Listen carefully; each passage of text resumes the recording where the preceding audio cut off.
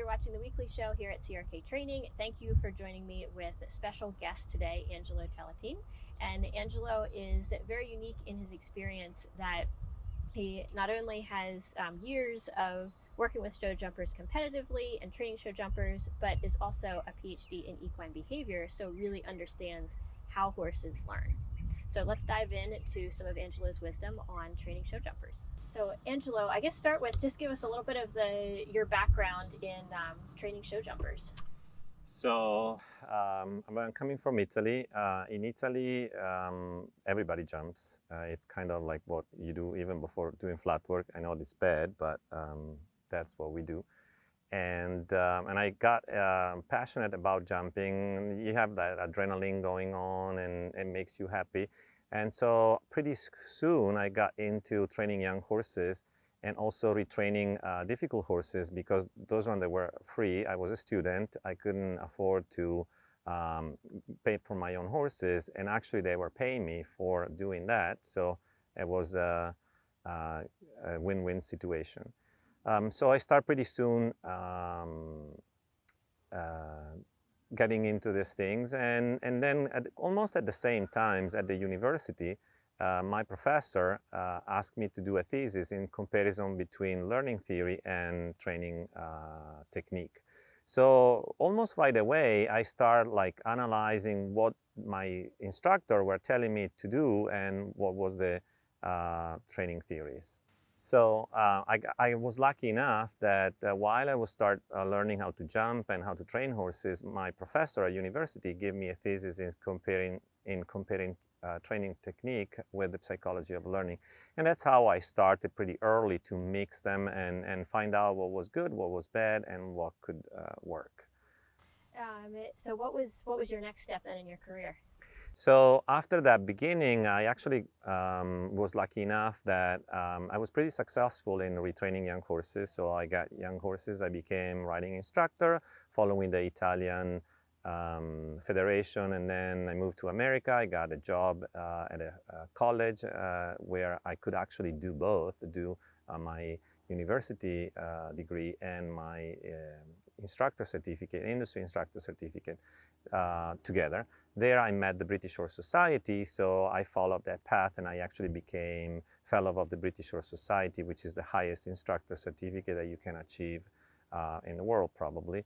And all this, like moving around, etc., allowed me to have a knowledge that was not just from one country, but it was more like generic and comprehensive.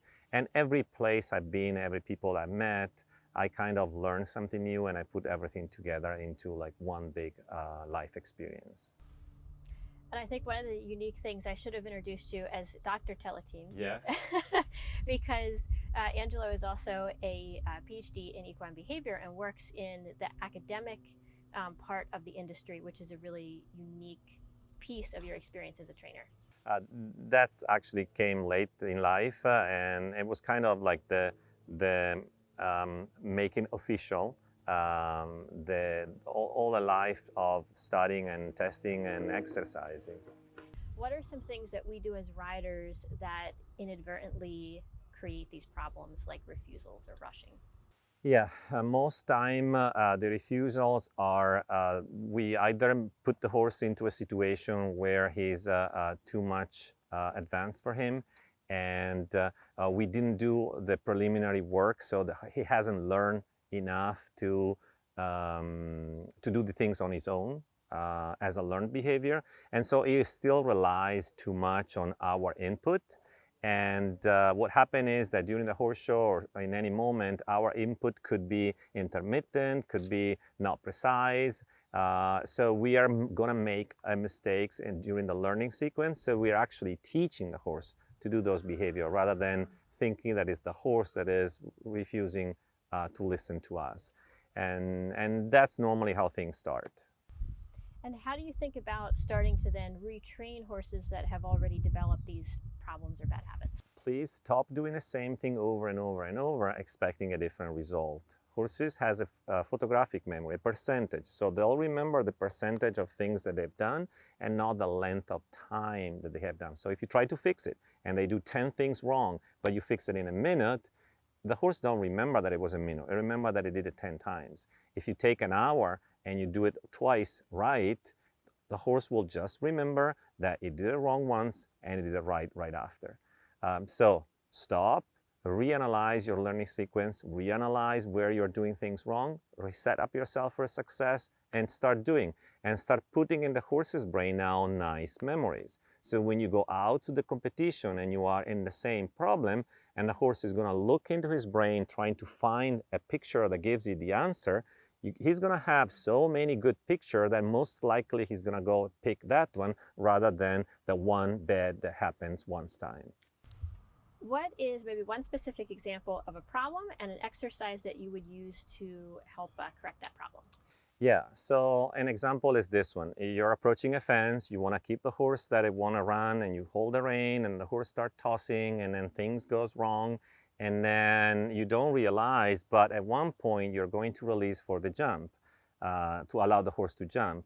So you are thinking that you didn't do nothing wrong, but in the horse's head, you were applying pressure while he was tossing, and then you will release that pressure to the toss. And so for him, it's actually a reward. So the next time that you approach a fence, he's going to toss more because he knows that if he does that one, you actually release. And guess what? You get to the fence and release. So that's actually, most of the time, a learning sequence going wrong. So what I do is I stretch the takeoff time with some sort of exercise that could be in and out, or it could be trot poles before the fence. So then my release to the jump doesn't happen at the jump, but it happens before. And because it happens before, I can actually hold the rein, and if he tosses, I can make a circle. I cannot reward the tossing. And then as soon as I have a horse stretching the neck and extending the neck, that's where I release there.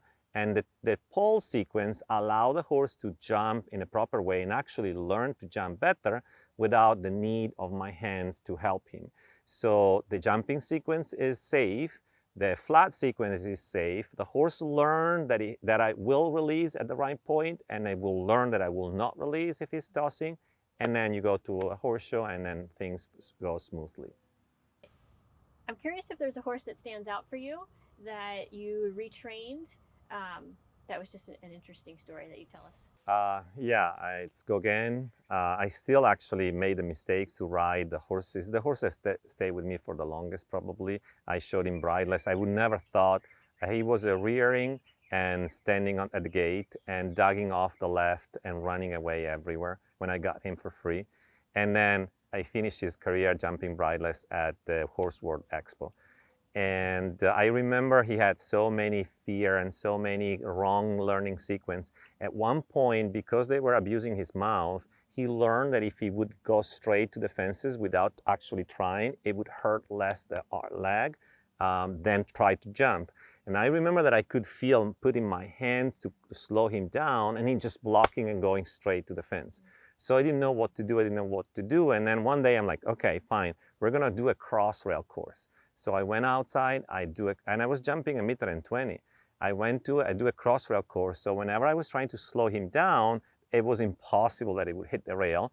And then you could see his brain finally says, oh, wait, if I slow down, I can actually jump better, and I go out clean.